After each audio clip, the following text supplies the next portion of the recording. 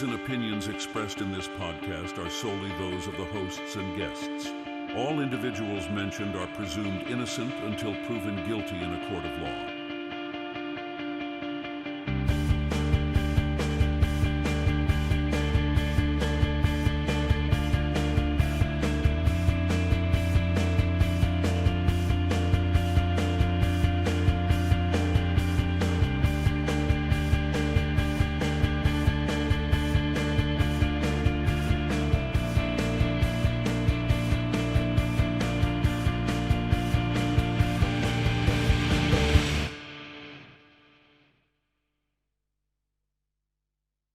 Hello, welcome to Moms for Justice. How are you guys doing?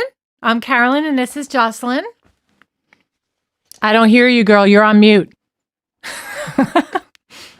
You forgot to take yourself off mute. Hello, everybody. Hello. Yeah, no, it's okay. Hi, everybody. How is everyone doing? Okay, we're just going to jump right in because today was probably the most shocking testimony that was ever given by Cassie Ventura in the Diddy trial. So shocking that I feel like everybody's going to need to be hosed down after they hear it. It's really that bad. It's so bad. So I want to start off by giving a trigger warning to anyone who's listening.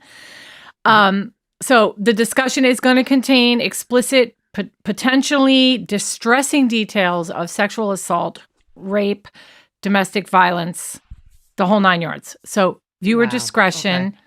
Viewer discretion is strongly advised. Please take care of yourself and just skip ahead if you can't watch. We understand. I totally get that.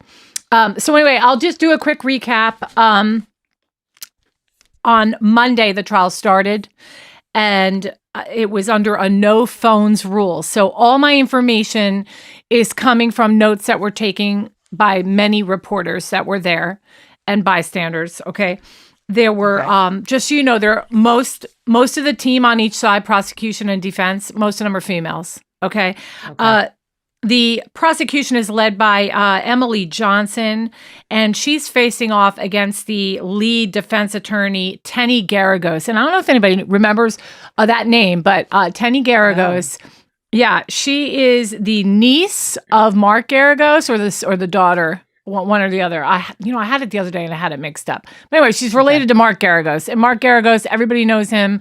Menendez brother resentenced. By the way, we got news on that, so I'll save that for later. But Mark Garagos also represented Scott Peterson back in the 90s. Right. That was his attorney. So, yes. So she gave an opening statement, and then Mark Agnafilo is also partnering with her. Also, just so you guys know, Gloria Allred is in the courtroom every day supporting victims. So that's important to know. Okay, so in the opening statements, I'm just going to blow through this like 5 minutes, and I'm going to get to what happened today, because what happened today is like insanity, and we just need to go to that.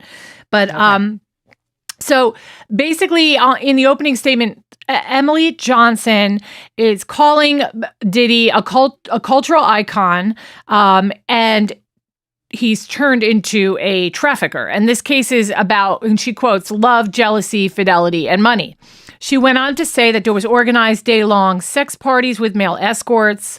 The staff, his personal staff is playing a huge role in all this for arranging transportation, hotel rooms, extra linens, towels, special lighting, lubricant, baby oil, cash, and MDMA, lots of ecstasy, also known as Molly, they call it.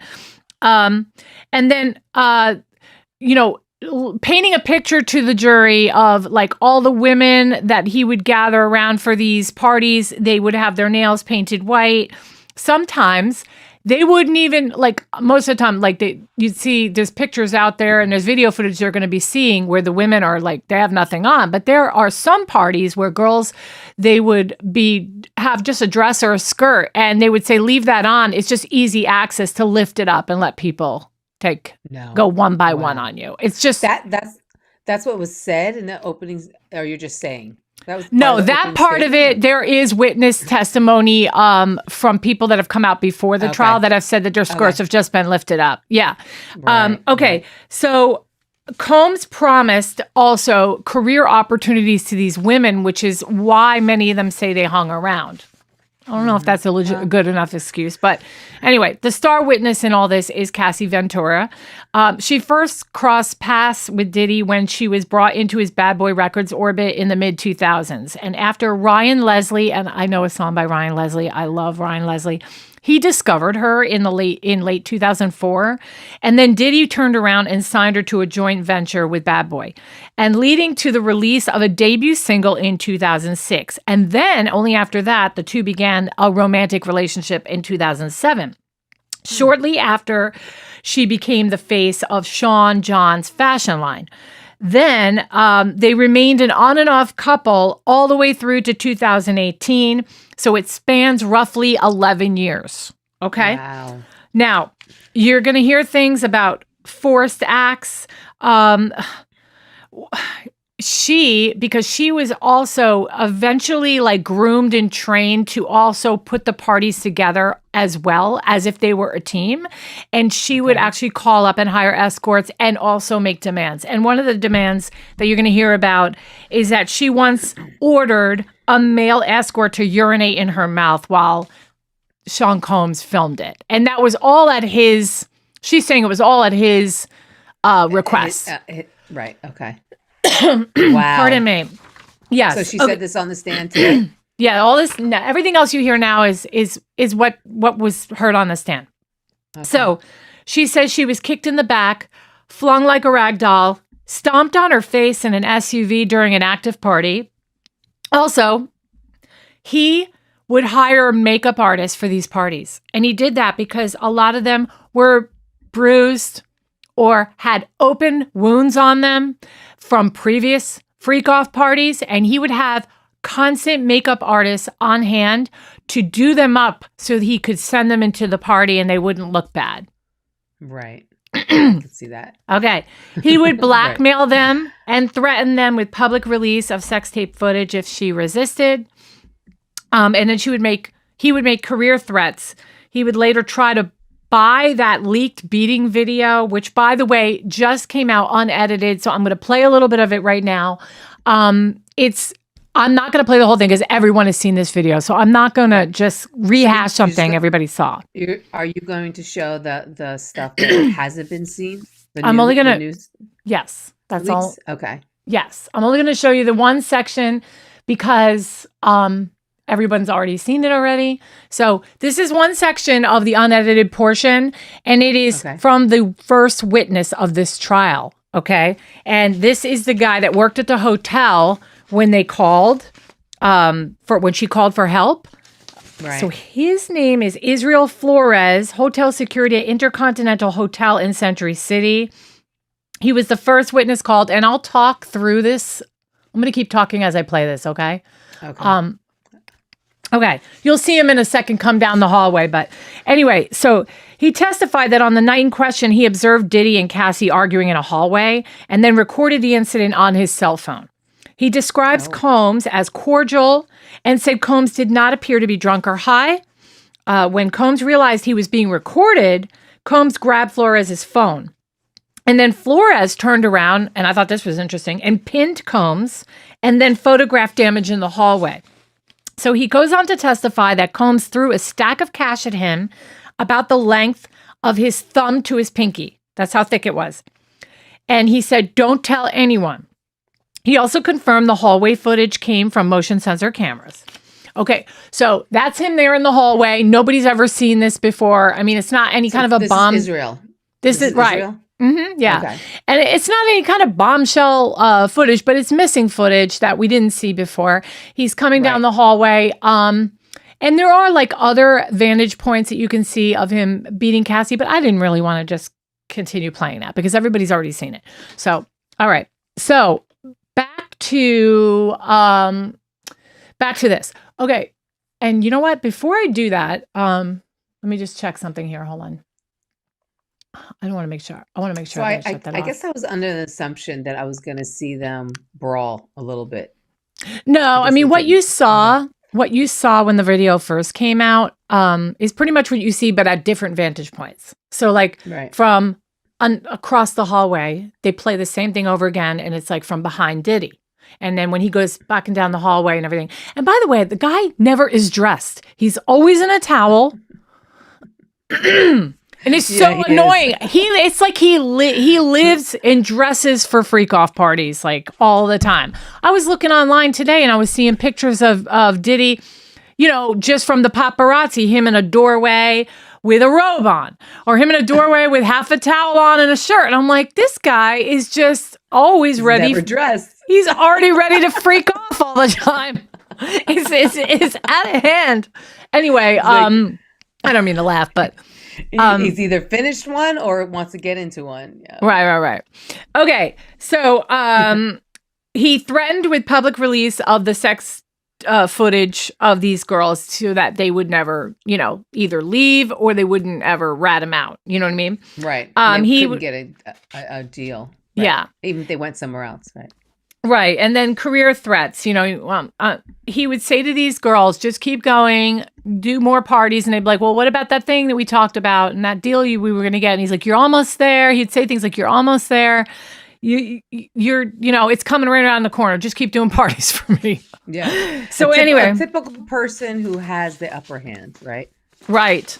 Okay. And then let me go. I'm going to skip through some of this stuff because I'm like 2 days behind because we didn't come on the air on the first 2 days. But anyway, I'll go right to Daniel Phillip. He was the second witness on the first day of trial on Monday. He's a professional male escort and stripper. And he testified that he was hired by Cassie for paid sex sessions at Manhattan's Gramercy Park Hotel in 2012 to 2013. And Combs was always present, always watching while he would masturbate to Phillip and Cassie. He said he was paid between $700 and $6,000 per session, and that's because some sessions would last up to 10 hours. And Cassie was forced to endure that even when you knew that she didn't want to be there anymore. Do you know what I'm saying? Right. Yes. He recounted, it's terrible. He recounted overhearing Combs throw a liquor bottle at Cassie Ventura, grabbed her by the hair, dragged her screaming into another room, slapped her repeatedly. And then afterwards, he remembers a time that Cassie literally jumped into his lap, shaking uncontrollably and terrified. And Phillip said he even kissed her in an attempt to comfort her. So that's how scared she was. And she lived with, a form of that for 11 years. 11 years. Yes. Yeah. Now, okay. So her testimony started yesterday. Okay, so what I want to say, before I start with that, I just want to say that when you look after hearing the first 3 days of the trial, when I think about like everyone on social media, TV, movies, the red carpet, when you turn on the TV and the Grammys are on and all that, we see like all this like glitz and glamour and like, wow, I want to be them. Can you imagine what their life is like and the money they have and all that? But there is a good handful of celebrities that there is a whole other story behind closed doors, and it is just like unreal. Right. But the thing is that we put celebrities on such a pedestal. We do. Just got to remember that they're normal people because it could be your next door neighbor, it could be somebody online at whatever store you're at. Everybody has either a secret or living a different type of lifestyle. So, that's. But we're finding out now that there is just so much more to it than we could have ever dreamt up in our mind. Right. And it's going to continue to come. We're going to continue to find things out. But like the things that people do, it's like, I'm like, wow. I mean, deliverance. I mean, I don't know. All right. So the testimony, now I'm going to get into the nitty gritty and some quotes that she said, but the testimony is very painful for her, shocking and downright sad. So again, if you're triggered by this, we understand if you want to turn it off, but I just wanted to give that warning one more time. So, but it's completely devastating testimony, and it's a woman that is completely beaten down and used up. Now, she's 8.5 months pregnant in the courtroom at this time. Her husband is there to support her. She's already a mother to other children. And it was very, very brave of her to get up and say the things she did, because it doesn't necessarily put her in a good light either completely. I mean, there's some things she's going to have to admit. So, all right. So she described the freak-offs as voyeuristic sex parties organized by Combs, initially set up by him, and then later handled by me, she said. She said Combs would direct her to use large amounts of baby oil during freak-offs, and on occasion she would set up a blow-up pool in the middle of her hotel room and fill it up with baby oil. And that was a common thing that they did. She said that she was 22 during her first freak-off at his Los Angeles home. So she said young. I know. And she said it eventually became a job for me, is what she said. And Combs at the very beginning was the one in charge. She recalled feeling confused, nervous, but also admits that she loved him very much, and that she, quote, says, didn't feel like I had much of a choice. She claimed frequent physical abuse. These are her words, bash me on my head, knock me over, drag me, kick me. And when asked to the frequency of that, she said too frequently. She feared blackmail materials being leaked. And so I wasn't quite sure if I got this right. Is either he's keeping them or she is. But either one of them was keeping broken laptops, iPads, and phones. Because they were just afraid that somebody could find, video footage of this on there. Right. All right. So there's several freak-off testimonies here. But during one freak-off, she was forced to participate with a large open wound on her face. After the news had come out about her in the hotel room and all that whole video had come out, she started seeing another man, and she says that he came and found her, beat her, kicking her in the back, and then flinging her like a rag doll. Okay, so then I'm going to go right to day 2, which is today. And today has the most information on it. And just, Cassie's husband is in the courtroom.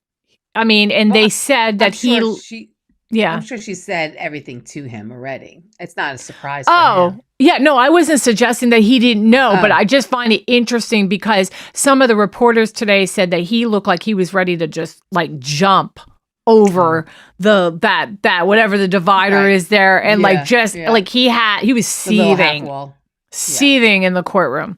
So anyway, prosecutor Emily Johnson says half of every week Cassie was in a dark hotel room, high and awake for days performing sex acts she did not want to do. And then Cassie confirmed all this.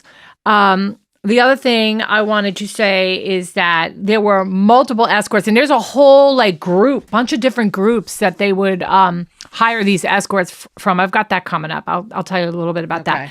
Anyway, so Philip, hold on one second.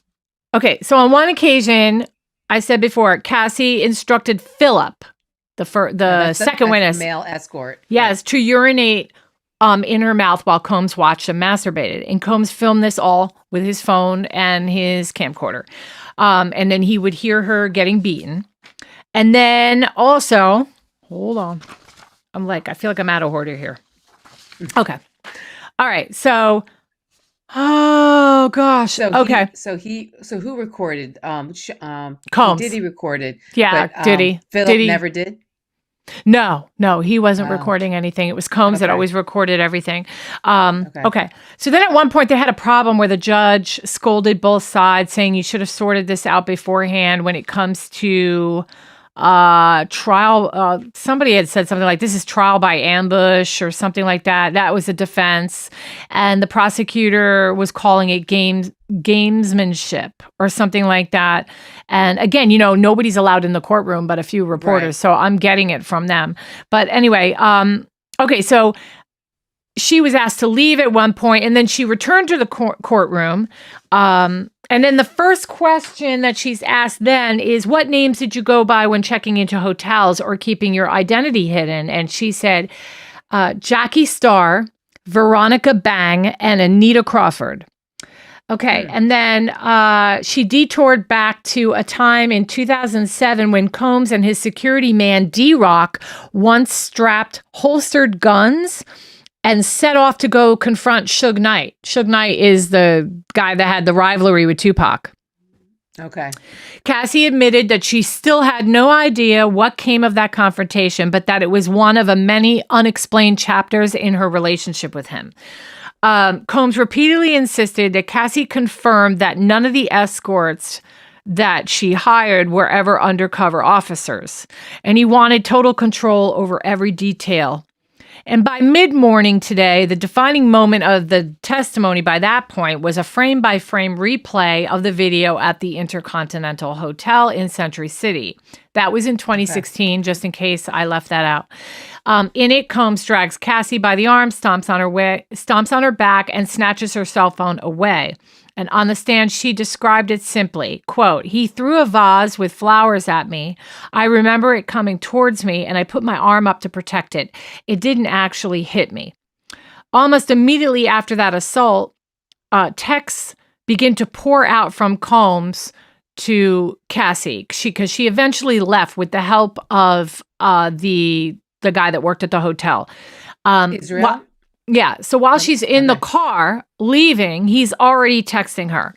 And he's like, it's repeatedly like, "Call me. Where are you? Call me back. Call me back. Call me. Please. You got to call me." And then at one point he says, "Come on, think about the kids." And which is so disgusting because it's like he didn't even apologize. She was like bruised. He beat her. You know, we saw it all. He did. So here he is calling her. And the manipulation, the manipulation of a narcissism and like turning it around on her. You know what I mean? Yes. And she said, "Even as blood pounded in my ear, my first message back to him, his first message back was a plea for modesty." Back to him. And she goes, "Put a robe on." And then when he pressed, call me now," she managed to say, "Well, you'll be okay. Just don't disturb me anymore." And when he texted again, "Do it for my kids," she, just got really upset. And she said, "The cops are here." Oh, no, he goes, "The cops are here. Are you going to abandon me?" And then it became the whole, "Are you going to do this to me? Are you going to leave me hanging? Now my career is going to get destroyed." That whole kind of like guilt trip that you give somebody. Right. So she finally answered Trump. I'm just saying, like, it's usually like they're begging, like, "I'm sorry, I didn't mean to do it. I won't do it again." But he doesn't. Oh. That's kind of intriguing that he doesn't even say that. No, but it's commonplace for an abuser to be like, "Come on back. Well, think about the kids. Think about me. What is this going to do to me?" It's all about me. That's true. But a lot of times they do say, most of them say, "I'm sorry. I don't know what came over me. It won't happen again." Things like that. They promise and promise. Yeah, he didn't. He doesn't. Right. Okay, so then she finally says to him in a text, and it was read aloud in court, "You're sick for thinking it's okay to do what you did to me." Her friend Carrie Morgan dialed 911, and when officers arrived, Cassie refused to identify her attacker. So when she gets home, she's with a friend, and the friend sees her condition and says, "That's it, I'm done. I'm calling 911 for you." And then the police show up, and she refused to say that it was Sean Diddy Combs. She quotes saying in the courtroom today, "Of course I wanted to protect him." She sobbed and said she couldn't bring herself to say his name. So Combs' obsession continued. His assistant tipped off Cassie that Diddy was en route to her house once when he was mad at her. He showed up at her door, pounding and kicking until she fled to D-Rock's house. D-Rock's wife happened to be home, who she knew, and was comforting her. Less than 24 hours later after that beating, Cassie strutted the red carpet at a movie premiere that she was part of. Okay, and the cameras and everything and the makeup, it was the makeup that was done to her was actually covering a bruise that was on her arm and multiple bruises down both legs, and then she had something on her face. And it's like, I don't know. I mean, we all saw the Amber Heard Johnny Depp trial, right? the whole makeup thing. It's the same thing. I mean, there are makeup artists out there that can cover this stuff up and they can do a darn good job. They're truly artists. They are. And not only that, there are things rich people can buy. You know, I mean, it's one thing to go to your freezer and get an ice cube, but there are things like devices that can give you a turbo blast of like cold and bring that swelling down, and injections and medications and things like that. And you can get them super quick. Yeah. And then makeup on top. And then you look like nothing happened. Right? Yes, it's true. So, okay. So then they started talking about the freak offs in a little bit more in detail. That he always demanded group sessions amongst each other. So you know what's interesting, real quick, is that he's never participated in it other than taping. Like, you don't really hear anybody say that he was part of it. It's not, it doesn't seem to be the main focus or the main storyline. I know he has, and I've heard some things about him doing that, but I think he likes men. Okay. Well, actually, I know he likes men. I can prove it. I can prove he likes men. Anyway, question by the prosecutor. Did you have sex with all of the escorts? Answer, yes. I had sex with all of them. It was my job. He soon demanded that I try having freak-offs without K, which is also known as ketamine. And ketamine is a drug that is it disassociates you from your circumstances. Okay? Right. And then there is a saying within ketamine called I'm in the middle, or I'm going down a K-hole. And that is when you take enough ketamine where like you can completely, like, you're zombied out. You do not even, he wants me to prove it. I will at the end. A K-hole is so that you literally don't care. And that's how many people were. It gets worse. Yeah. I'm telling you, it's going to get worse. All right. Well, she kind of needed it in order to, get her mind out of that that conscious frame. Like, she needed to be somewhere else. Yeah. Like, she was doing it for him and because she loved him, I guess. But this is kind of like her job, is the way she looked at it. She kind of had to do it to just keep her sanity, in a sense. If she remembered all that all the time, she would be in a worse place. So she testifies that he started asking her to do the freak-offs without the K. And just from the little I know about drugs, I'm not a drug user, but I've had people around me in the nightclub scene and in the band scene that I know that would partake in that stuff. I can't stand drugs, but yes, I knew people. Okay. All of it. Molly, well, we didn't call it Molly then. We call it ecstasy, but it was X. But I had people around me that would take X, or they would take K, special K, they called it. Special K at that time. Maybe they don't call it that anymore. But anyway, so anyway, what was my point? Now I'm thrown off. I know, sorry. No, it's okay. Just that he wanted her to get off of it. So he wanted her to have the freak-offs without K. And because of what I know about it, I would imagine that it's because she was afraid to, like, be aware and be a part of it. Plus, it was just scary. And remember, it was scary. Yeah. So she protested and she was like, no, please don't make me do that. And then, and she went into the whole thing about, how, like, it was absolutely necessary for me to take it, or I just couldn't get through it. So when she protested and said, maybe you can call Ken, the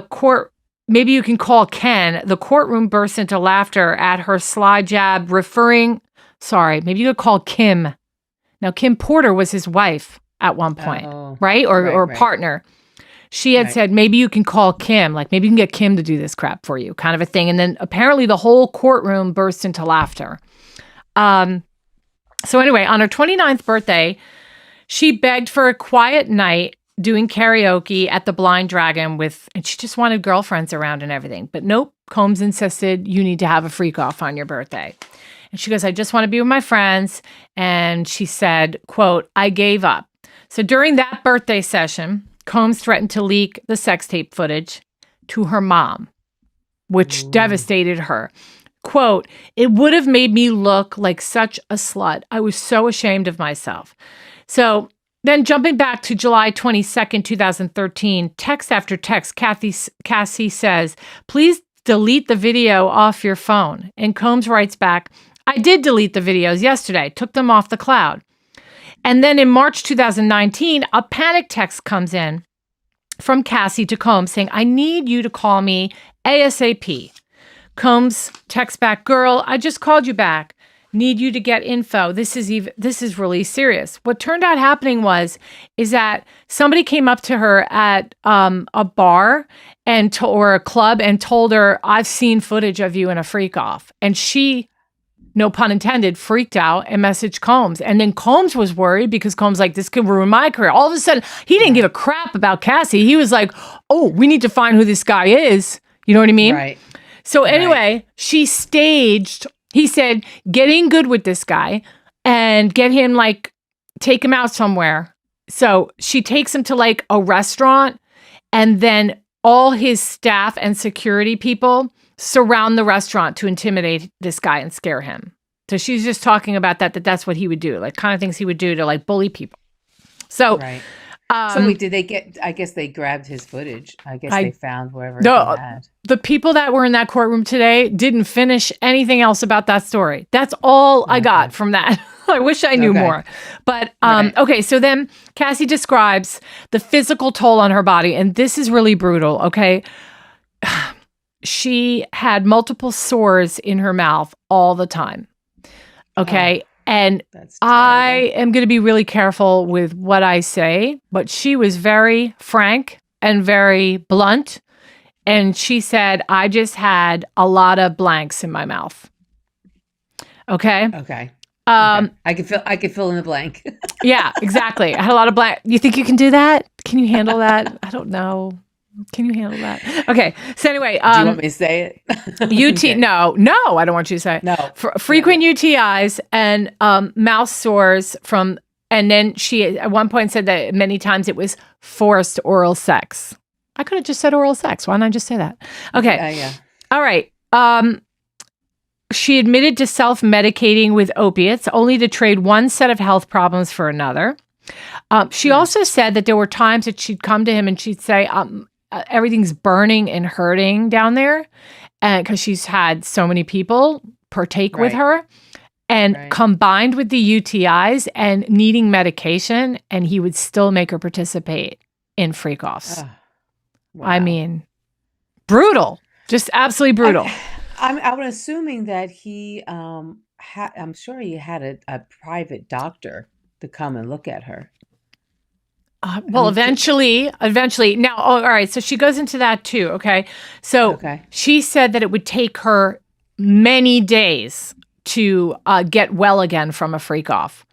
I mean, the withdrawal symptoms, and she also said, and she also said that anybody at these freak offs were free to do whatever they wanted to her. So they were rough with her, and she had bruises all the time and open wounds, and then plus sores in her mouth, UTIs, probably ripped membranes, and then she would be she said that she'd be on day 4 or 5, or even a week it would take her, and she'd start to feel a little better, and he'd say, we're going to do another one, and just throw her right back in there and drug her, and she'd be out of it on the K for a couple days, so she didn't have to feel it. Right. So, so then she's just a cycle. Yeah. So later came the swingers clubs. So I thought this was really interesting because I actually went and looked this up, and I was like, I shut the window. I got so skeeved. Okay. So so they used to go to this Vegas swingers club called the Green Room, and there was all sorts of nasty in there. It wasn't a celebrities thing. Diddy walked into these places where there was prostitutes that were just bent over, letting people, multiple people do them. There was big, nasty, sweaty old guys in their 50s and 60s. And Diddy was walking around like it was no big deal. He didn't care. Well, it's practically a freak off. that he didn't have to pay for. I know, but it was you would think without look, I think he's nothing attractive about him. And I really mean that. I'm only saying that because I know everything now. I never thought that guy was attractive, ever. Okay. So anyway, with all his money, and he can get anybody he wants. He can get everybody around him to be like top shelf gorgeous, right? For you to go into a slum of the earth, swingers club with is an 80-year-old man over here, and there's a crack addict. No, I'm not kidding you. I read this. Wait, did he participate in it? He participated there? Yes, he did. She said he did. So anyway, I'm surprised. I was just curious, I opened a window in my computer and I looked up the green room and I was like reading. Put it on. Let's see it. No. It wasn't like that. No, you didn't let me finish. I didn't actually. I actually should have. I was going to go look and see like the store, what would it look like, what the building looked like, or what it was like inside. But I didn't want to see porn either, so I didn't want to pull it up. So I found all these Reddit forums on the green room, and oh my gosh, what I was reading, I was like, these were people that love that place, and they were talking about their experiences there, and I just was like, some people like that stuff. You know what I mean? Well, it made me, I actually said to myself, I don't know if I want to do Moms for Justice for like a month after this. I was like, or we need to do a very like non-sexually oriented, we need to do a wholesome murder. Is there such a thing as a wholesome crime, wholesome murder? I don't know. You know what? I think we'll go to like a financial crime next. Financial crime. We'll do Bernie Madoff next, right? Madoff. Okay. So, all right, let me get back. All right. So wait, are they on Google? Can you find this green room on Google? Well, you can go ahead and Google it because I'm not. I don't want to see. I don't want all that nastiness. Is that what you did? Is that what you did? You went on Google? I just put the green room Las Vegas, and I found a Reddit somewhere in the top 3 or 4 choices, and I was reading about it. Yeah. Okay. Another one was not only the green room. Oh no, there was other Vegas back rooms where those were more exclusive. So anyway, she quotes saying, "I am not into seeing the person I'm in love with having sex with others." So yes, that answered your question about him going to swinger bars or clubs. He was actually participating in it. So there was some sort of festival in LA at one point, and she was getting ready to like go to this festival. It was probably like, what was that festival that Amber Heard went to? Coachella? It was probably Coachella. Anyway, She was in LA at the time, and she was packing to go on some sort of girls trip to a festival. And he came in, flew in the door, and whatever, beat her, hit her, whatever. And he literally put a huge gash over her eye. She quotes saying, "I didn't want to go to the ER.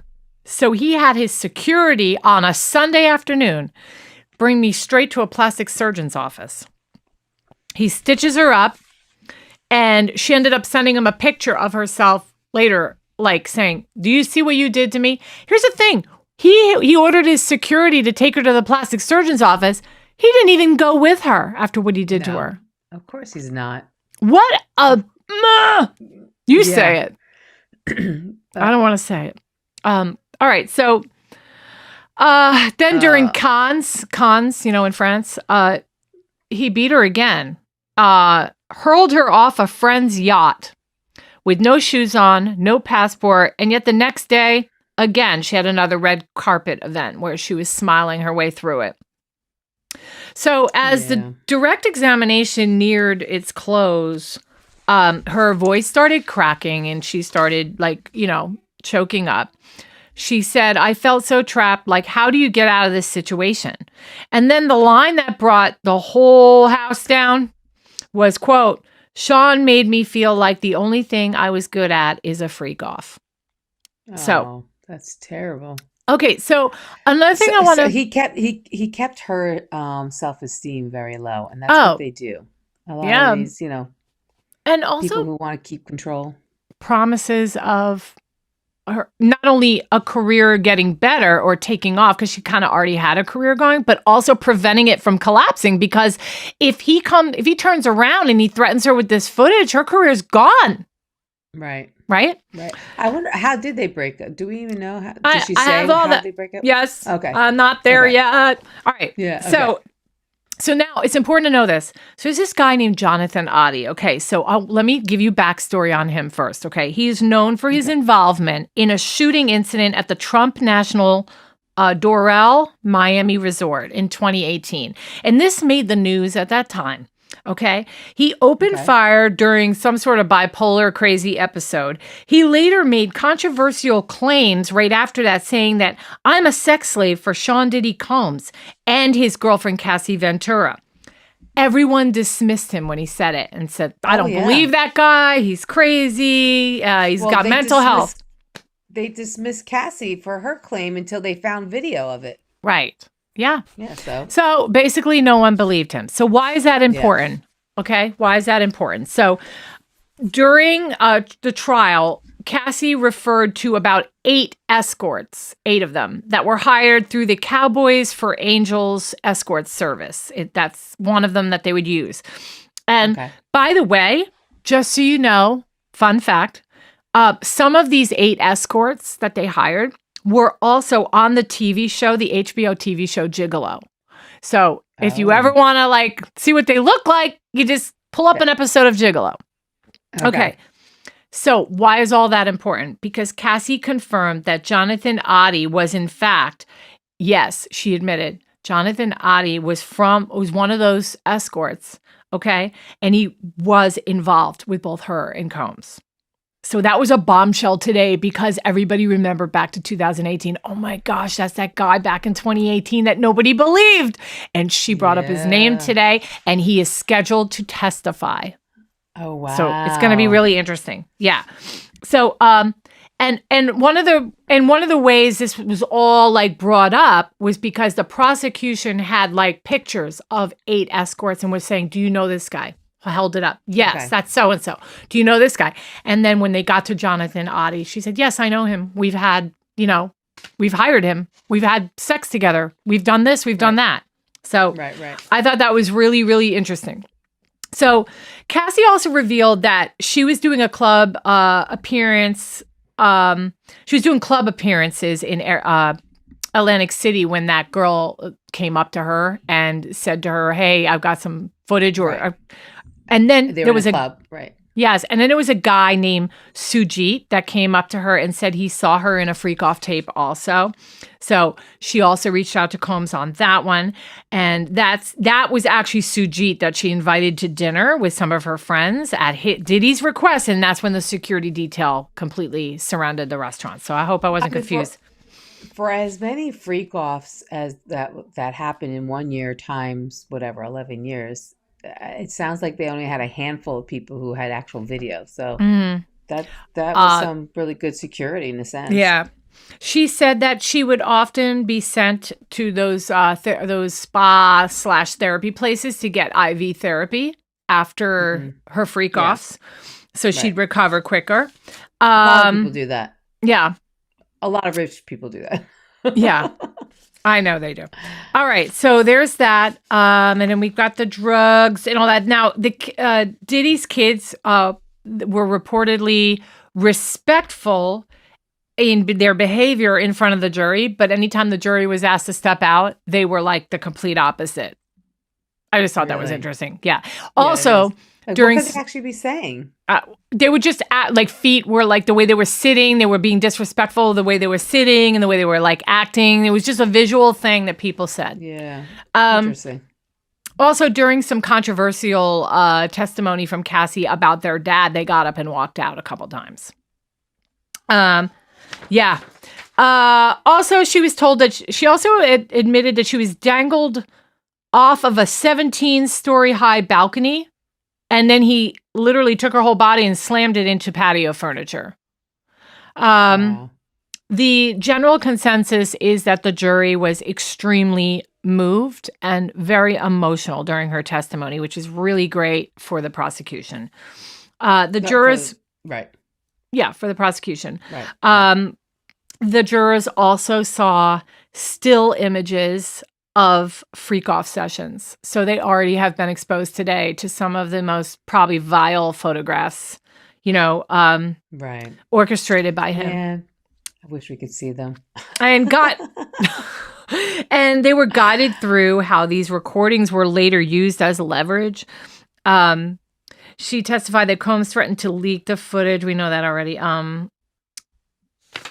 She said, her quote is, "The prospect of having him leak that footage was absolutely horrible and disgusting, and that it would make me look like a slut and feel ashamed."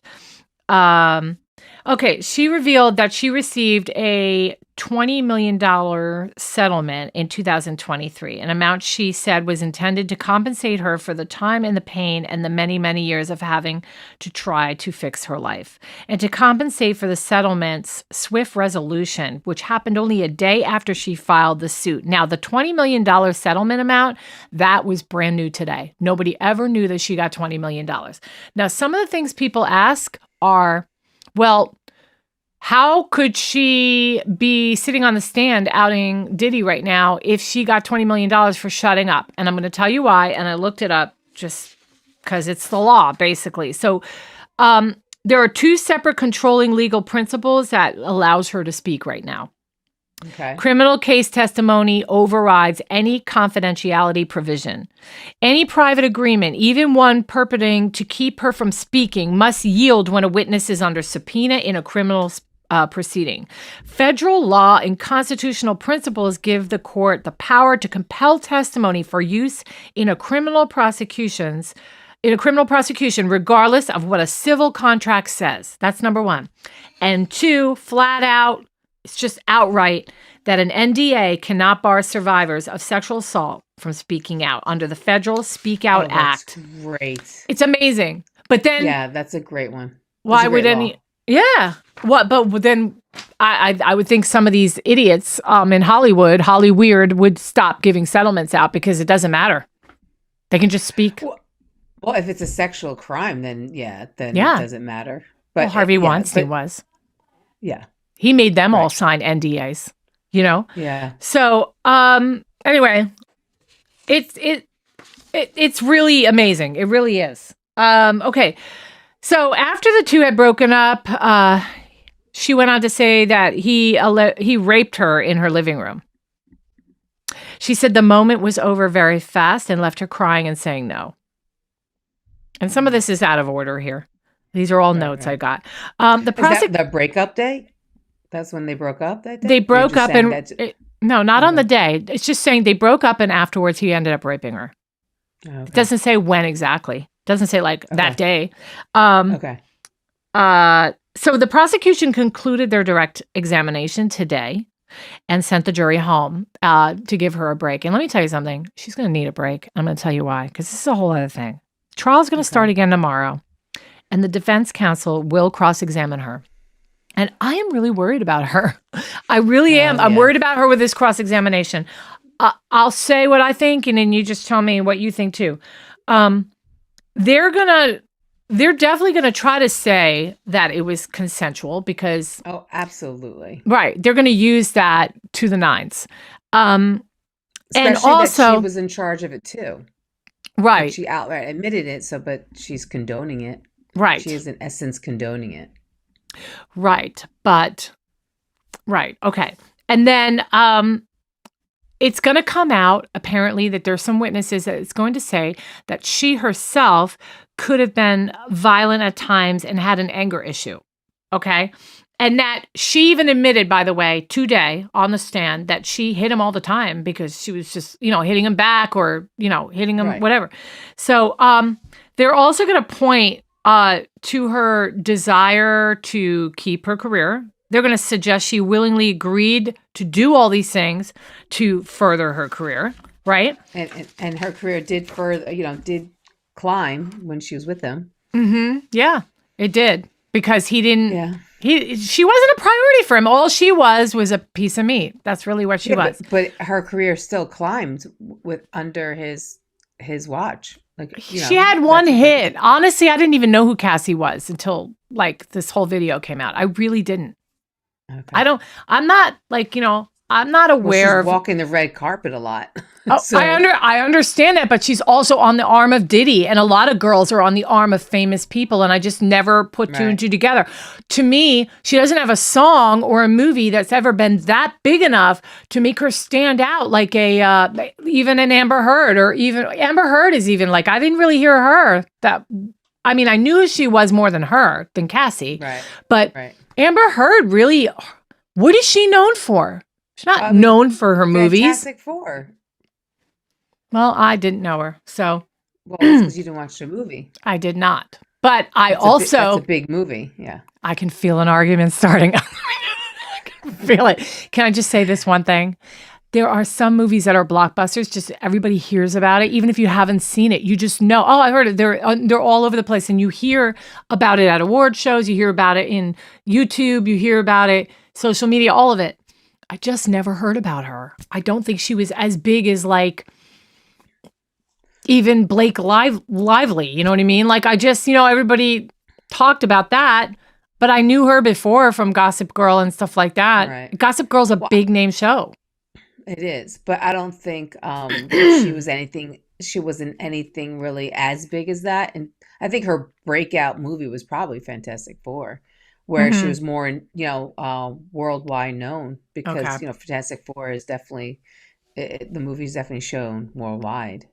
Yeah. So, so I don't know. Yeah. I think it is going to be a nasty, aggressive approach on her tomorrow. I think it's going to be very hard on her. And they're also concerned about her because she's had to take a couple little breaks. She's 8.5 months pregnant. She technically could go into labor during all this. So it's got to be something that everyone's got on their mind. They're going to try to make her look really bad. It's going to be Tenny Garagos that's questioning her. That's, that got to be a woman. If you're going to do this, it's got to be a woman. You don't put a man after her right now. So they may even try to bring out that other side of her. If she has an anger issue, they may try to like push her buttons to get her angry so that she could display that for the jury. Right. But to me, I don't think, like, even if she does have anger issues, even if she does hit him, it still doesn't mean that her claim isn't, it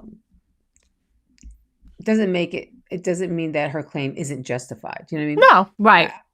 So I find that to be kind of irrelevant if she always like smacked him around or whatnot. I mean, her smacking around doesn't equate to, getting K and having multiple partners in one night. That doesn't equal it. So yeah, and they're definitely going to make her out to be like some righteous woman who deserved this and that, and she was also the ringleader of this freak off. So it's not just him, and that I'm sure they're just going to definitely twist it around, like it's that she's just as part of it as he is. But then again, that's a slippery slope, because then that's just admitting that he was part of it, or that he condoned it, right? Or that this wasn't, of course he's saying that everybody signed was it NDRs who attended non-disclosure, right.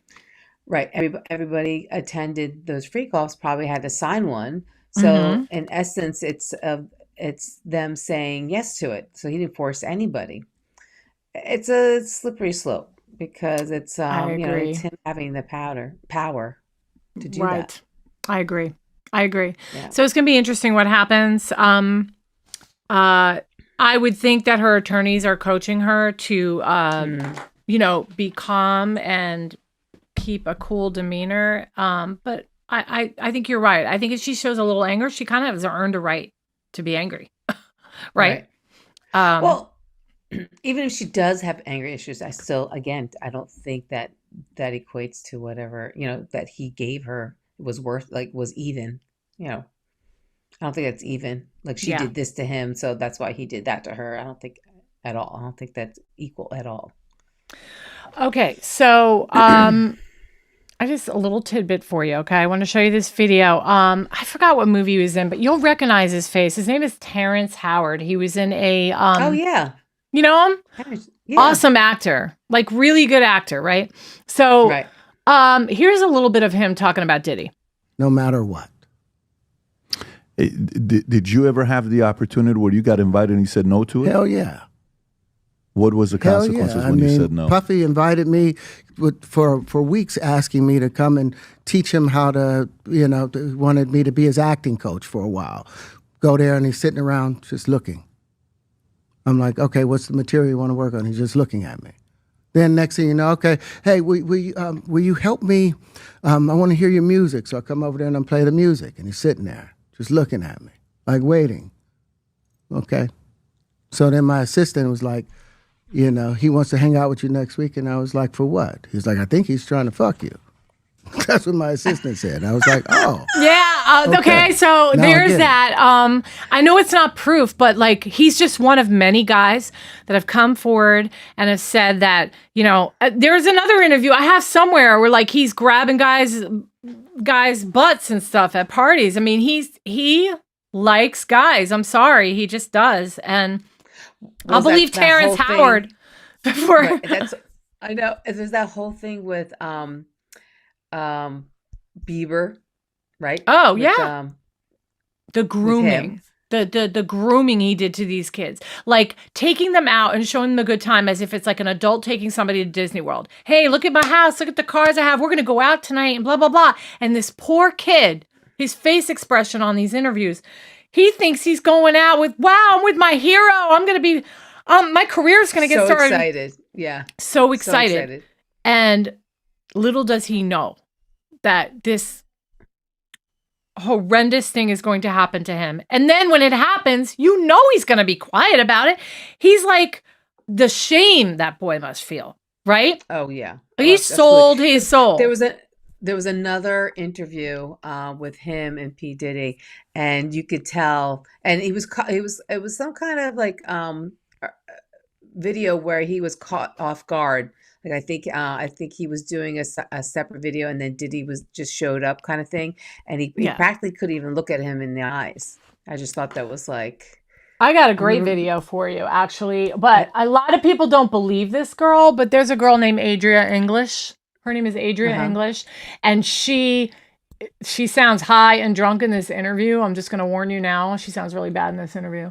Let me see if I can find it. Hold on. I had it here. Yeah. Is she a movie star? Or who is she? She's a prostitute, like escort that was hired for Diddy parties. Okay. And man, like, let me see if I can find it. Hold on. Well, let's listen to some of it. Okay. Cause but even the interviewers are like, this is a stretch. Okay. But there are a lot of girls across the United States that are saying stuff like this about Diddy. So let's watch a little of it. Okay. One of Courtney's kids. Kourtney Kardashian. Let me go back. I don't want you to miss something. That, and they just had me at the house on EBT and getting out of mental hospital. Just like if Beyonce to this day had never been allowed to sing and dance and be on stage and have Blue Ivy up there dancing. Just keep listening. She was forced to have worked at Walmart this whole time. She'd be crazy. Mm-hmm. The real Beyonce, if she was denied this whole time to sing and rap and perform, but she has it in her, she be somewhere crazy. That's me. Got it. Did you have sex with Jay-Z? What up, ho? I'm gonna say this. Jay-Z grew up in the Marcy Projects, and Marcy is my last name before I got married 1 year ago and became English. Marcy, Jay-Z grew up in the Marcy Projects. Marcy, if you Google it, M-A-R-C-E-Y though. He grew up in the M-A-R-C-Y Projects, but it's still the same name.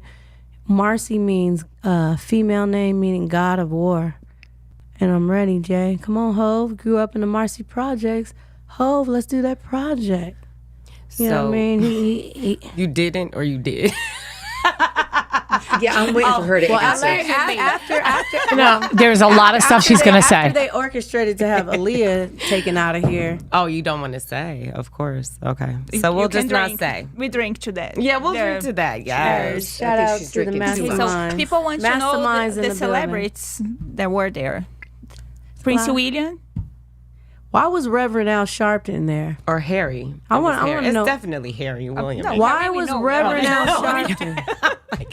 Hey, why was Reverend Al Sharpton there? She's like, listen to me. I know. Was he skinny? He was heavy. He bigger? Okay. Yeah. Okay. What So business it was did he back in have the to day. do there? Reverend Al. Reverend, why was you there, Reverend? Was TD Jakes there? Do you know? Oh, Not there. It was the Reverend for me. Oh, wow. Reverend Al. Why was you there, Whoa. Reverend? Did you ever see Carl Winslow? I saw Paris Hilton. I saw Diana Ross. That's from Family Matters. I saw Evan Ross. Oh, wow. I saw Her son Diana yes. Ross. And when he was made underage at the time. and he was doing cocaine, allegedly. Oh. Okay, so you're rubbing her nose. It's bad. And you could take what you want from this, but let me tell you something. It's going to get bad. Like, she says a lot of stuff. It's coming up. It's really interesting. And you can decide if you believe her or not. But she's been all over YouTube with interviews about P. Diddy and other people as well. And when you hear what she says about many celebrities, you're going to be like, what? Listen. Okay. Donald Trump was there with all his kids. Every time he made the announcement, they didn't go home. Wow. And what was the announcement? Kris Jenner, I'm gonna whoop your ass. Anyway, that wasn't the announcement. The announcement. The announcement. Shout out to Kris Jenner. I love her. But I don't know. Is there anything that you know different about Miss Kris? I think she's a PR beast. I think she did amazing things for kids. Well, when I gave Ray I want her J, to adopt me, low key, depending on what you say right. after this interview. Well, I gave Ray J and Kim Kardashian the connect to get their adult movie shot and done. Because you had experience. You would know. Yeah.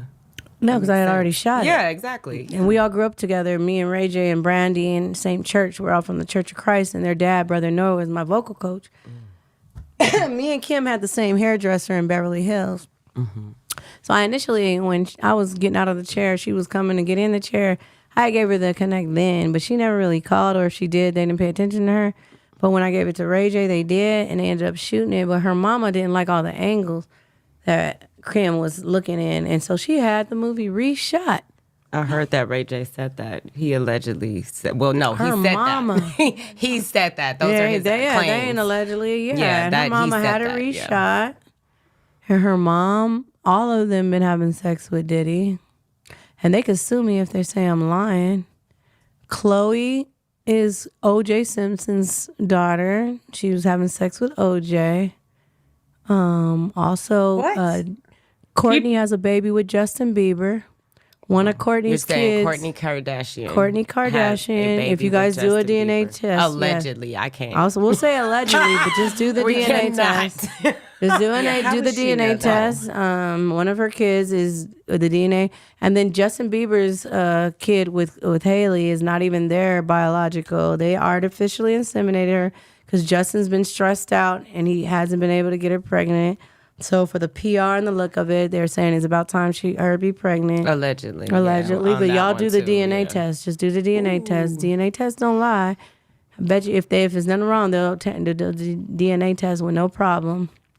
But I bet you they won't do it, or we got to get court orders to do it. And they coochie bump. Keep Courtney listening. and Kim Kardashian, they all have sex with each other. Allegedly. Allegedly. Crazy. But Kim, Don't say but that. Kris Incest? Jenner Nah. participated with the rituals with my friend, and my friend had to stab her to get out the room. And listen, I just want you to know that I've heard that there are like there are rituals in Hollywood. There are like devil worshiping and rituals going on, and even like horror film like death parties where like there's like cakes made out of like cakes to look like they're dead people laying there, and then when you cut the cake, you're cutting a piece of their organ out. I mean, I'm hearing stuff like this. It's no joke. Wow. It really goes on in Hollywood. All right, I'm gonna play some more. And just keep in mind, yes, allegedly, this girl, and I will say she sounds drunk and she sounds out of her mind. However, can you imagine if high? Right, absolutely. She's high. But just, I want you to keep in mind, an open mind here. What if she's so messed up from things she saw and things she did? And what if what she's saying is true? Like, I've actually, after seeing what I heard today and other things that are going on in Hollywood, I'm like, you know what? Nothing surprises me. It's possible. It's possible. All right, here's some more. Because Kris Jenner, and my friend, when she had to strap Justin Bieber down while Diddy and two of his sons, Justin and Christian, had sex with him he had them having sex with people when they were like 8 and 9 years old, and they were even having orgasms. They were really having busting. Not because my friend, she was 11 years old, and Justin and Christian would have sex with her, and they were younger than her, and they would finish. They wouldn't just pump it; they would actually finish. Because Diddy been giving them drugs out the bottle. He been doping them their whole life. That's not allegedly. He has sex with his twin daughters. That's not I'm gonna say allegedly, and that's why he had Kim taken out of here, because he said it was double the pleasure with him having his daughters. He don't need her. Because his mama, who's really his auntie, has been grooming him from a child, because his dad got killed when he was a baby, and his dad was supposed to groom him to take over the throne when his daddy got old, but he ended up getting killed. So the mom, auntie, thought it was her responsibility to groom him, but when he hit adolescence, she started having sex with him because he resembled his father. And so she's the one that started having him have sex with her, and they even have sex up to this day. That's why he has everything in her name. And her name ain't Janice, it's Miss Jackson. No, actually, her name ain't Janice. Her real name is Janet. Miss Combs, because you nasty. Oh, wow. Keep listening. How do you know all this? How did this information come to you? Like how? Well, I know. These are crazy allegations. This all sounds like. You think? The viewers. Right? Yeah, it's hard to digest that. Right. Well, my friend, the 11-year-old, she just came out recently on the Lionel B show. I got her an interview. Shout out to Lionel Kamisha, B. And shout out to Lionel B. Mm-hmm. But she's actually had a threesome with Diddy and his mother. She's had a threesome with Diddy and Nelly. And when they got her pregnant, Diddy's mom, auntie, was drinking her breast milk. They was keeping her in a cage, and they cut the babies out of her stomach at the house. She has a C-section scar, but she's never had a C-section. She has one son that she had when she got away from them. She had it naturally vaginally, and the doctors told her they don't understand why she has C-section scars when her body is made to have it naturally, and that's because they cut 2 babies out of her. And she believes that oldest daughter, Chance, is her daughter, because when the baby came out, Diddy said, "I'm gonna give her a chance. I'm gonna take a chance." And they said that it was Sarah's baby, but Sarah ain't never been pregnant. That's my friend's baby, and we could do a DNA test. That's not allegedly. Let's go. Sue me if I'm lying. That's some crazy stuff. Anybody mentioning? Yeah. So. Oh wow! It is possible. It is possible. It is Diddy that like adopted some white girl, right? Is that who they're talking about? Chance? I wasn't sure if it was Kanye West or P. Diddy. Okay. I do know that he has a daughter that's white though. Yeah, he adopted her, and she was like some girl that he took off the street, and he's like, "I helped this girl," and all this other stuff. Right. I think that's who they're talking about right there. Well, they're talking. Oh, you mean the 11-year-old? Like she's the 11-year-old? Chance. Chance, I think is her name. No, Chance is the baby. 11-year-old. Oh, okay. Okay. All right. I got confused. All right, let's play some more. This video is more than welcome to reach us out and come here. Yes. Tell your part of the story. Absolutely. And tell your story as well. And I hope this is going to be in court. Oh, the trial starts May 2025. Well, I'm looking forward to it. Even if I go in there representing myself, the truth will prevail, and God is in the building. I wanted to ask specifically, though, when you said at the beginning of the interview that you would go in and see the demonic rituals and things like that, what did that look like for you? There was a lady on TMZ who said, that she walked in and she saw, huddles of people. And in the huddles, there were little people, quote unquote, AKA kids. And I've heard this. Okay, minors. I've heard this. And Harvey Levin, specified. Are you talking about shout out to Harvey Levin? Hey, Harvey. Hey. Love you. And Charles. Love TMZ. Mwah. Yes. Love you guys. Of course you do. Thank you. Yes. They pay my bills. Has the demonic rituals, what did that look like for you? Yeah, I mean, it was crazy because the reason for the huddle is because the minors were under teenage years. These were like 8, 9, 7-year-olds that were dressed up like the sexy dolls, with red lipstick. Yeah. Mm-hmm. And they had them performing fellatio, oral sex. And that's why they were covering the circle. So everyone that was, because just because you were in the big room doesn't necessarily mean you're going to be cool with that. But everyone that was cool with that stood around in the huddle. Whoa. Kind of like a rap cipher. That's so sick. And they in the middle, and people that were taking turns getting fellatio with major celebrities. Did you see I don't want to any? say DiCaprio. I ain't said nothing allegedly. I ain't gonna say Biden. Not Jack. Biden. She said Biden. I'm not gonna say Harry, the prince. Oh my I'm not gonna say it. Ooh. Okay. Whoa. That's Not gonna say that's There are animals as well. Oh yes, they participated in animals. Not bestiality. Okay, so Bestiality. this is gonna be a hardcore trigger warning on this one. Like, Do you even want to hear this? I've heard about stuff like that. You Not have? at these parties, but I'm saying I've heard about people doing that. Oh, I've heard of that too. And like I Oh, was even yeah. following a crime the other day where a girl got arrested for getting it on with her dog.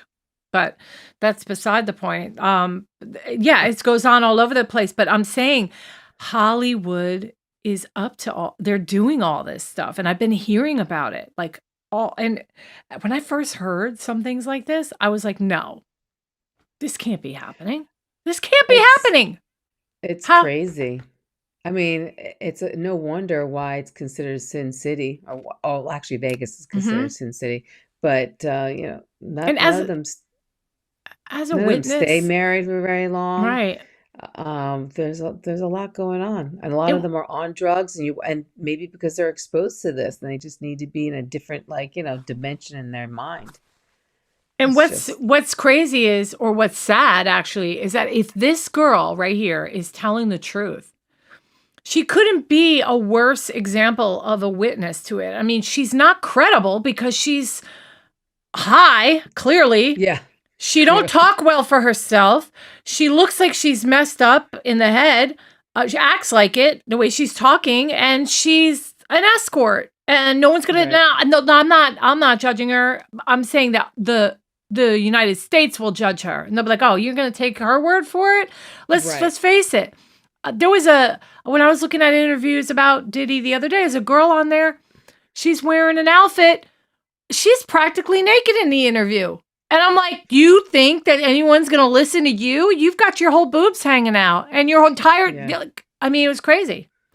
Yeah. So the thing is that you can't believe her because one, you're right. She looks like she's high and she's fully clothed. But what's coming out of her mouth is just so left field, although it's possible. All right, wait. I get. Let's play some more. But I do think because she's high that she might be saying things that just to say things. I don't know. That's what makes it uncredible because can you really believe everything she's saying? Not necessarily what she's saying, but I want to tell our viewers right now that this stuff is going on. This stuff is going on in Hollywood right now. There's no doubt in my mind. There's just too much of it is leaking out. And like, I've seen pictures from these parties that they have where they're like worshiping, like just all sorts of demons and stuff. And their food even looks like demonic. It's crazy. I'm like, I'm going to play some more. I want to hear some more. We're going deep. Like, imagine I need a drink. Like, imagine shot. This is a lot to take in. Imagine flying an exotic fish and paying thousands of dollars just to have sex with them while they're alive, to bust a nut in them while they're alive. Fish. Exotic fish. From Japan. And he would make the kids have sex with the animals. Oh, dog. See, it's just so left field. It is very left field. No. What if it's true? What would you do? What can we do? We were all zombies. Oh my God. Yeah. It's like everybody's walking around like looking like this. Not knowing if you think you're seeing what you're seeing. And it makes you horny. Stuff that you wouldn't do. If you're a straight male, now you're having gay sex. Whoa. If you were never would have looked at a minor, now this little girl with lipstick look good to you. Diddy. Whoa. And he was recording everybody. So then when you sobered up the next day, you were like, what? What did I do? If you remembered or if you didn't. If you didn't remember, he told you what you did. And if you did remember, you're like, oh man, I only did that But So he was torturing you, make you remember what happened if you didn't. And then he will remind you that he recorded you. So if you want to go tell, I suggest you not do that. And that's another reason you had to keep coming back, because he had it over you. Was threatening you. Right. And everybody. And then everyone that was a celebrity or a politician or a king or a prince, he had that over you. So you didn't want to lose your stature or that be, but now it's coming out. He thought none of this was going to come out until he was dead 20 years later. That's why he made people sign those agreements, those NDAs that said, you can't. That's why Justin can't talk. I was going to just Justin Bieber wants to talk. He signed that. But couldn't he now talk? He would have to pay. Couldn't he now talk the same way Cassie can talk? Well, I guess that he would have to be subpoenaed. Subpoena, yeah. They would have to question him and then subpoena him. But the thing is I don't think he's going to cooperate. I don't think he's willing to come forward because that's going to, it's way more costly for a boy or a guy now, but at the time he was a boy, for him to come forward, and the way he doesn't want to be perceived that way. So Cassie at this point, I think is a whole different situation. And I think she has the support of her husband and all that. I don't know. But that boy, I tell you, him and Usher, they need to do it for other people. They need to do it for other people. It's not just about you anymore. There are so many victims out there that are scared and they haven't come out. And just for the principle, But they're human too. And if they're scared, if those other people are scared, they're just as scared as those other people. Right. But I feel like we as people, we have a responsibility, if we have knowledge of something, that we have a responsibility to stop it. And if his testimony is going to really nail P. Diddy down and put this guy away, then I think they have a lot of evidence. I don't think they actually need him. Yeah. And she said, I think Diddy will get off on his charges. Most of the women were paid prostitutes. Yes, those prostitutes do not make him look good, but I think Cassie's testimony and video footage is going to speak volumes. And I don't think it matters anymore because there's so much evidence now. Because it all came out today and they saw still shots of these freak offs. So I think that jury is going to be completely convinced, or if they're not already. They could be convinced to the part. You got to remember, they're not denying the freak offs. They're just denying that they pushed anybody to do anything. Right. So, but what's in the freak offs? Right. But what's in the freak offs? What I'm saying is when they see what he demanded to be done in the freak offs, whether somebody says they consented or not, just the fact that he took part in things like that, I think they're just going to be like, you can't go to jail because you participated in an orgy. No, you can't. But when you have multiple women coming forward with similar stories, and then there's pictures, and then there's the beatings is a crime. You can't beat somebody the way he did in the hotel. Well, that's just a part of it. So right, that's true. But are they in the freak offs? I know they confiscated multiple tons of hours of videos when they went and raided his house. And then 90 electronics laptops and phones that you were saying before, right?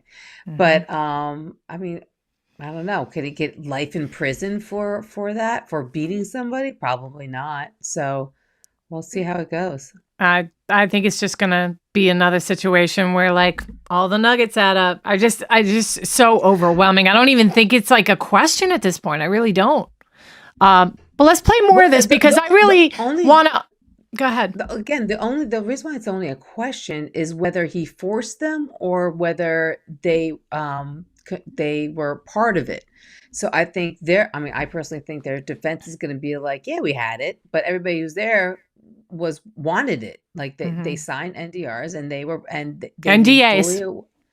NDAs, and they were fully aware what kind of party was happening, and they stayed and contributed to the party. So you can't put somebody in life in jail for them being there and they signed it. That means they knew exactly what's going to happen. Mm-hmm. I think he's going away forever. That's what I think. All right, I want to play more of this because I think it's really important to make people aware of this ritualistic side of things, and these people having sex with each other and their kids, and so Kourtney Kardashian and then this person, and then the mother, the Sean Combs' mother. I was like when I heard auntie. that, I was like, it's really his auntie. Okay. He'd paint her nails white too, you know. Oh, He did. There's a video out there where he was painting her. She was all like flashing her white nails. Yeah, no, there's a video out there talking about him painting her nails white. It's like code for saying I'm in on this. I'm one of Diddy's girls, and his own mother. Yeah. Ew, that's so gross. All right, play some more. He goes ahead and talks. Now there was shout out to Justin. Justin, holler at me. I'll get you all the information. We ain't got to tell the press. Just get at me, Justin. I want to cry for you and with you, Justin. You did not deserve it.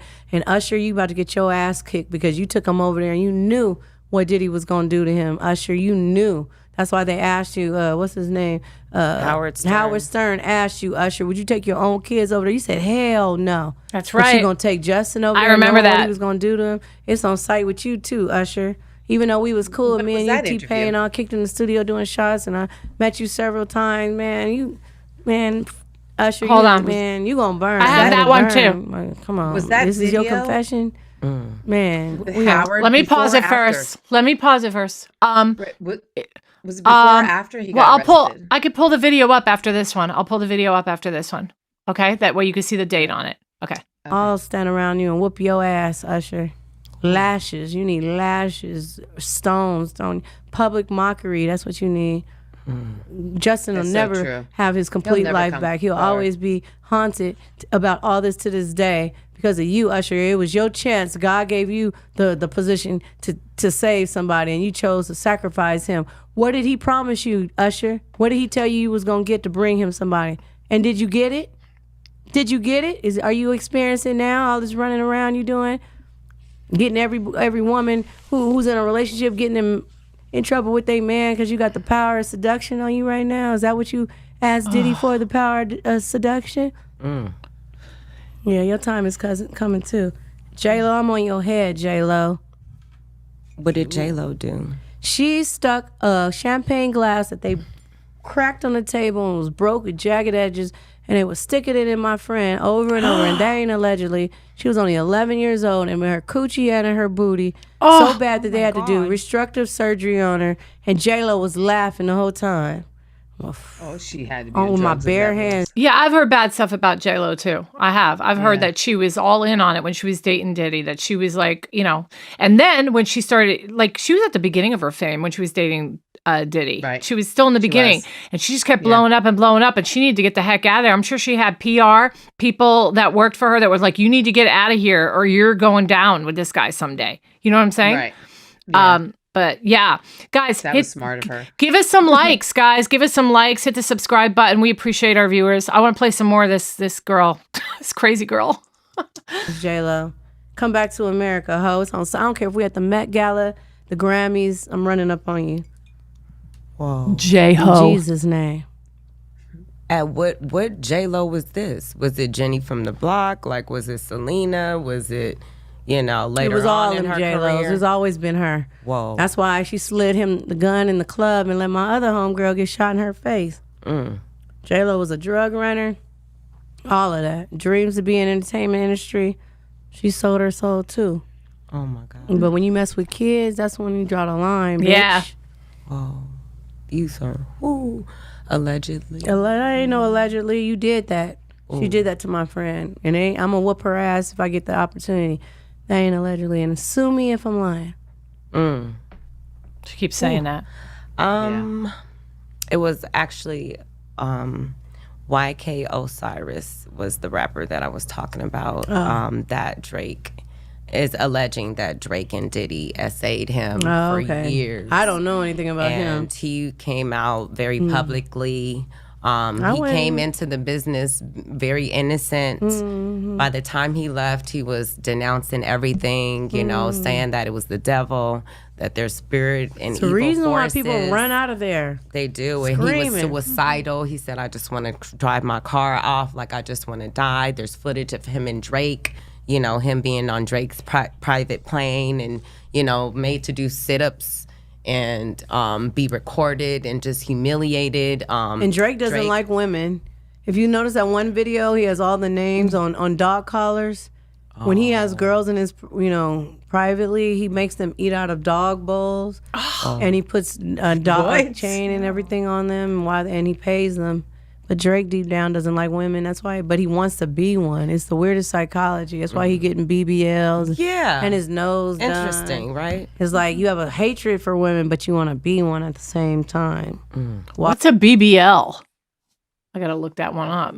I'll keep playing. I'm gonna look it up. Acting like a man. What is a BBL? Is that why Kendrick kind of? I'll Google it. Oh yeah, Kendrick's telling the truth. Just kind of let the mustard on that spill bean. the beans on that. Oh, yeah. Wow. A Brazilian butt lift? Wait, what? How did she use pregnant, they stopped calling. No, Anthony Gallo started cheating on me with Rihanna and Megan Good and other models in the industry, and the girls I was working at the strip club with. He would have everybody. Yeah, he basically looked at. He was for the streets. He was for the streets. He started pimping and all of that. And when I moved myself to Harlem after I found that out, I couldn't lay next to him anymore. I was coming home from work and the car had followed me, jumped out. Jadakiss and them was standing there, like nobody even helped me. The police station was right there. I got away from the girls. I ran into my building. And after that, I was like, I'm out of here. And I was about to turn 30 years old. It was so a car December 2000. Girls got out the car. Yeah, they were behind. They were following me. Yeah, I just got off work. Okay. Yeah, and they followed me from my Larry Flynt's Hustler Club, and they jumped out. And they were trying to get my money and my phone. And then when I went like this, and I ended up busting one of them in the mouth. And then when I happened to create a distraction, I just ran. I had my key in my hand. I ran into the building.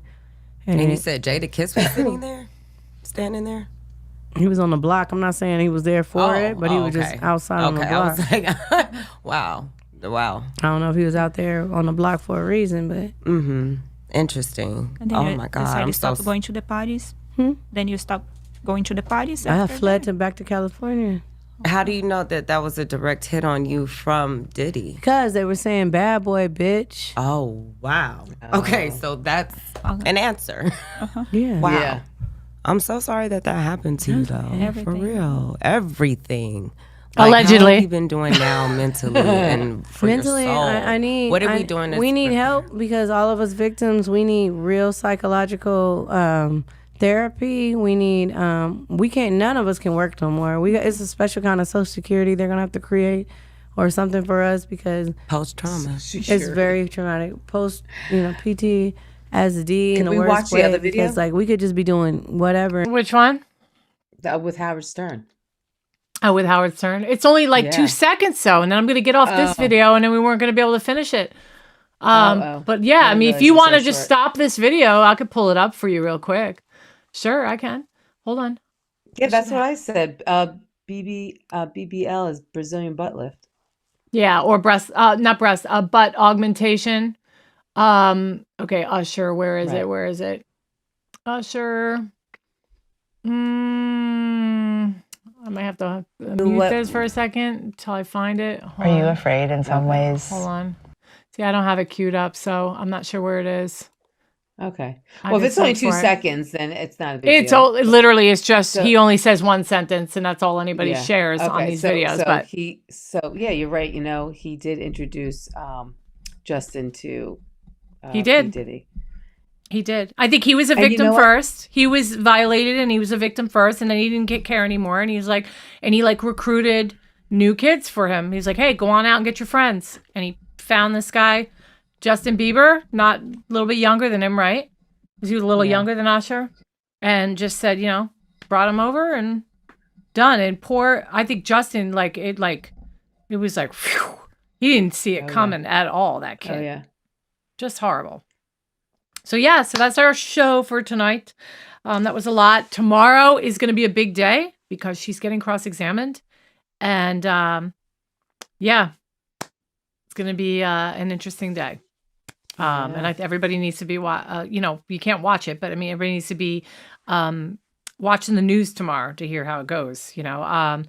We could try to pop on tomorrow night for like 10 minutes. I don't know, but we'll see. I mean, I could. I have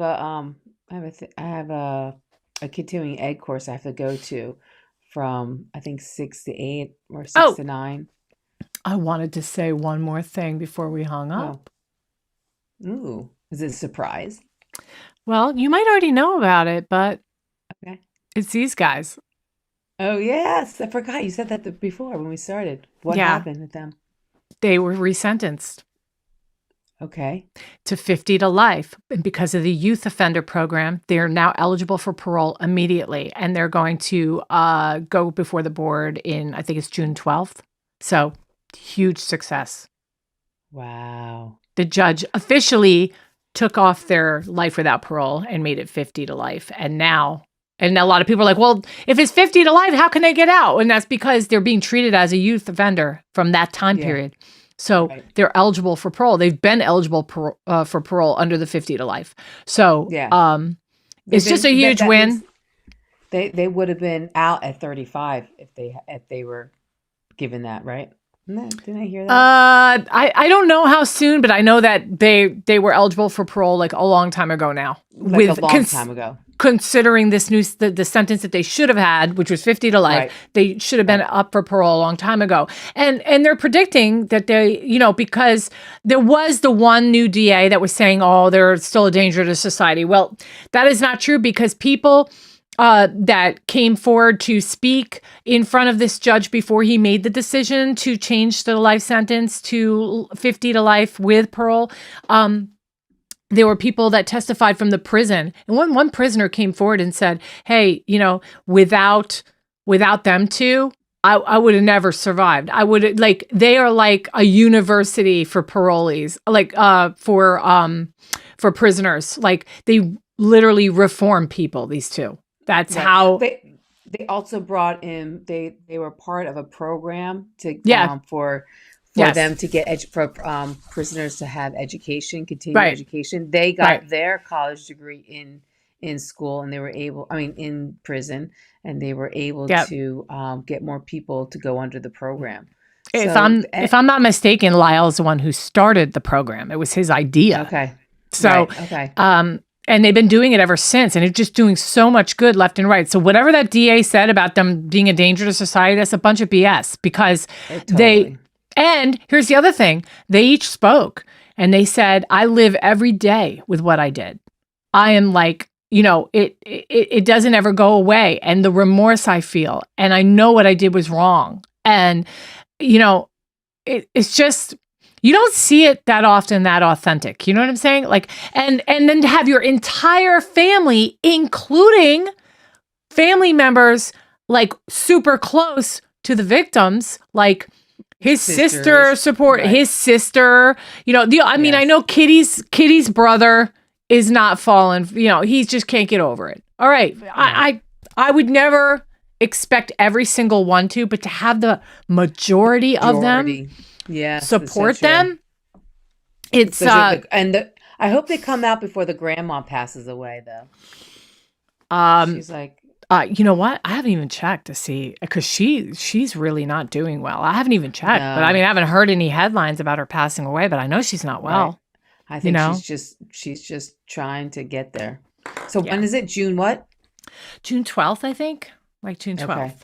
Something like that, like June 12th. So we're looking about a little bit under a month. That's very exciting for them. I'll be excited because I want to see them get out. And I think that they deserve forgiveness. And I think that they deserve to try to start over with what's left. I don't think that they will ever let the memory of their parents, dwindle or anything like that. I think, and if I'm wrong, then it's the biggest injustice. But I just don't think I'm wrong about it. I just don't. You mean about them? Yeah, because there's people that don't want them to be released. Yeah, I know. They think that they're cold-blooded. But if for you not to agree that they should be released means that you simply just do not believe that they were molested. You can't possibly believe they were molested and tortured the way they were, anally raped by their dad. Right. Over and over again for years. Shunned by their mother, Listen, it's one of those, it's unfortunate that they got out of the situation the way they did by killing them. But if you're right, if you don't believe that they did it out of retaliation from the the abuse they've received from their parents, then you're not going to agree. Because I wouldn't agree. If I didn't believe the story, I wouldn't agree with it. I wouldn't either. So, yeah. I wouldn't either. So.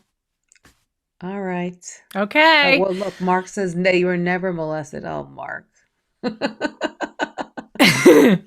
He never agrees with us on anything. No, he usually agrees with me with Wendy. He's the only one. Yeah. No, you have a couple other fans. You do. You have a couple other fans that support your theory. But so listen, if I can get home in time, if you want to pop on like at just like 10 minutes. Eastern 10 time, minutes. All we need is 10 minutes. I'll just go over what happened and then boom. All right. Yeah, that sounds that'd be great. All right. All right. So thank you for joining us. Yes. And we will see you possibly tomorrow. And yeah, that's it. We'll see you then. Bye.